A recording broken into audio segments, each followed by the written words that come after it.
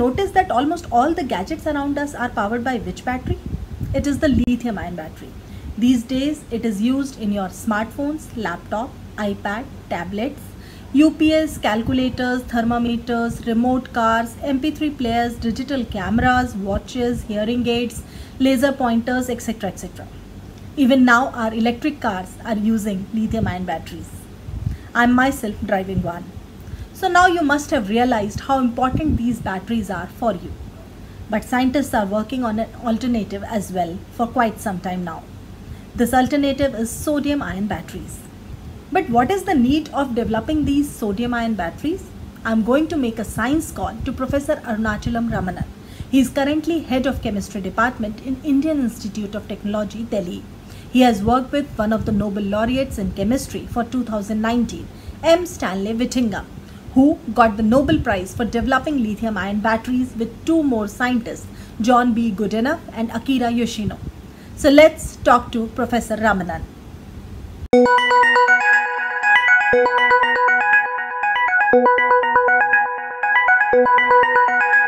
Namaskar, Professor Ramanan. Namaskar. Welcome to the show. Thank you very much. Today we are here to talk about sodium ion batteries, and we are using lithium ion batteries these days. We all know about it. So how do you see this lithium ion battery and sodium ion battery? If you can briefly explain the two to our viewers. Whether it is lithium ion battery or sodium ion battery, the chemistry that is taking place is very similar. Now, any battery consists of three important materials. One is an anode, and another is a cathode, and then in addition you have an electrolyte which gives that connection between them. Now, in a lithium ion battery, what basically you have is a graphite electrode intercalated with lithium, and you have a cathode material which is a metal oxide, mainly transition metal oxides, wherein lithium gets intercalated or deintercalated, or you can insert and then you can remove it. Now, what happens in a sodium ion battery is very similar. Lithium ion battery gives something like a voltage of around 4 volts. See, okay. Just compare it with a Leclanche cell or a Daniel cell, it is something like 1.5 volt. Okay. So here it is a 4 volts basically. If you can do a small comparison for us for a lithium ion battery versus sodium ion battery. Now, the main difference between a lithium ion battery and sodium ion battery is the type of carbon materials used in the anode and the metal oxides which are used in the cathode. Okay. Mainly this is a major.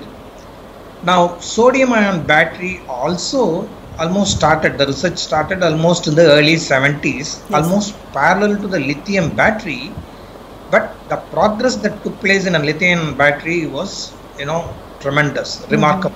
Of late, there is a limitation of the fossil fuels, and so people are looking for alternative energy sources. But for this reason, in addition to it, with respect to lithium ion battery, there are two main applications which has become important today. One is it's essentially for electric vehicles, and another one is for stationary grid storage. Yes. See, when you look at things like electric vehicles, I will give you some number which I noted it down. Yes, sir. Which will be very, very important. Now, typically for an electric vehicle, if you want to use a battery which is going to be several cells. So normally you need to have something like 2000 cells approximately to get a power of something like 60 kilowatts hour, okay, which can take a car for a 350 kilometer distance. Okay. Now when you look at it here, for a lithium battery it will be 7.5 kilograms of lithium, 65 kilograms of the metals which are nickel, cobalt and manganese, 55 kilograms of carbon, 48 kilograms of copper and 30 kilograms of aluminum. See, the copper and aluminum are all basically used as current collectors at the anode and at the cathode. In fact, lithium ion battery one uses basically a copper metal, whereas in a sodium ion battery you have to use an aluminum metal because sodium doesn't form an alloy with copper, Okay. aluminum. Mhm. Because when I say alloying, that means there is a chemical reaction, so that doesn't happen. So these are the issues which one may have to look at it. Yes. Okay, so the main thing is that you need to have a high energy density, and then it should be easy to basically recharge. Okay. Okay, Yes, sir. especially when you want to use the sodium ion batteries for longer distances. Okay, sir. Professor Ramanan, if you can list down some benefits pointers and some harms pointers for sodium ion batteries specifically. Okay, to start with, the benefit is, sodium is easily available. This is very, very important. And the next thing is the cost of the material. And sodium will cost only 1/5 of what lithium is. Okay, that is the second aspect. Now, this also goes with the cathode materials, where probably you may be able to use things like cheaply available iron phosphates, or things like that, iron and various other metal ions, in comparison to cobalt and nickel, which are very expensive. Mm-hmm. That is a third important advantage you may have. Mm-hmm. Then fourth advantage, definitely, as I said, the toxicity of the material. So in a sodium ion battery, it is possible to have materials that are more environmentally benign. Okay. So that is going to be another benefit. Now, in the long run, it's possible that sodium ion batteries will be much more safer, especially when you are dealing with, if you have to use it for electric vehicles and for, applications of that kind, where you are bringing too many, batteries together, and that probably, sodium batteries probably will be a little more safer than the lithium battery. Mm-hmm. What are the problems you see with the current lithium ion batteries that we are using? Now, with respect to lithium batteries, there are two major problems. One is the availability of lithium metal and also the cobalt and nickel, which are part of the cathode materials. Yes, sir. In addition to it, there is also a problem with respect to the little bit of safety issues. If you can compare the different types of batteries that we are discussing in pointers. Let's just compare the three batteries which are extensively used by the common man. One is lead acid batteries, which you may find in all cars, vehicles, etc. That is also a rechargeable battery which is known right from for a very long time, but it's not mobile. It is too heavy and one cannot carry it. In fact, inverters invariably comes with the lead acid batteries. Cars have lead acid batteries. The scooters and things like that, they are all having lead acid batteries. So many places people use lead acid batteries as a for whenever there is no electricity, then they use it as a backup. Now the next one is a lithium ion battery, which came in the late 90s. So the last 20 years we have been extensively using in all our mobile applications. Now when you look at the third thing is that now you are looking at the sodium ion battery. Now in sodium ion battery, as I mentioned already, it is very similar to the lithium ion battery. You have an anode which is similar to that, but except that in a lithium you use a graphite, whereas over here you use a hard carbon. Then the second thing is that I told you about the cathode material. It is very similar to the lithium one, which is a layered material. Graphite is also a layered materials. Now what happens is, but here the layered materials is slightly different, because you can't use the typical metal oxides which are used in lithium, but you may have to use slightly different because of the size difference. The sodium ions is larger in size, whereas lithium is smaller in size. So during the chemistry, the battery chemistry, the metal has to leave the graphite electrode and then enter into the cathode. So charging and discharging, you may have to have intercalation and deintercalation, Okay. or you have to insert it or remove it. So the mobility of the sodium ions are less, compared to the lithium ions. Okay. Now the second aspect which we have to really consider is in terms of the efficiency. See, in a cell normally what happens is a reaction. For example, in a typical battery, when you connect it to a device, whatever it is, now you are using a mobile, let's say. So when you are doing it, then what happens is the anode gets oxidized, so the electrons flow at the things external circuit which runs the device. So that is how you use the electricity. Now there is going to be, this is going to be done several times, because you are going to use the mobile several times. Yes. So you invariably you are going to use it. The using it is basically discharging, and then when it gets completely discharged, where the reaction no longer it is no longer possible, then you charge it putting into a power source. That's what you do. So the charging and discharging you do repeatedly. Yes. And then not only that, doing the recharging, but you also need to look at the efficiency. With the time, it may not do. First time when you do it, it may be 100%, and then slowly the efficiency comes down. Which we usually see in the batteries. We say कि हमारी battery कम काम कर रही है या जल्दी खत्म हो जाती है. इस तरह के issues we come across this. हाँ, ये तो बार-बार हो जाता है. जी जी. So you need to realize, even when you are using an iPhone and when you are using Android, the charging discharging characteristics differ. Yes. So here when you now compare, that is the first thing which you may have to compare it, the efficiency of a lead acid battery, which normally you find it in an inverter, is only 70%. Okay. Whereas the efficiency in general is very high with respect to lithium battery or sodium ion battery. Okay. That is one of the comparisons which you can do to start with. Second thing is what is called an energy density. So that depends also on the voltage.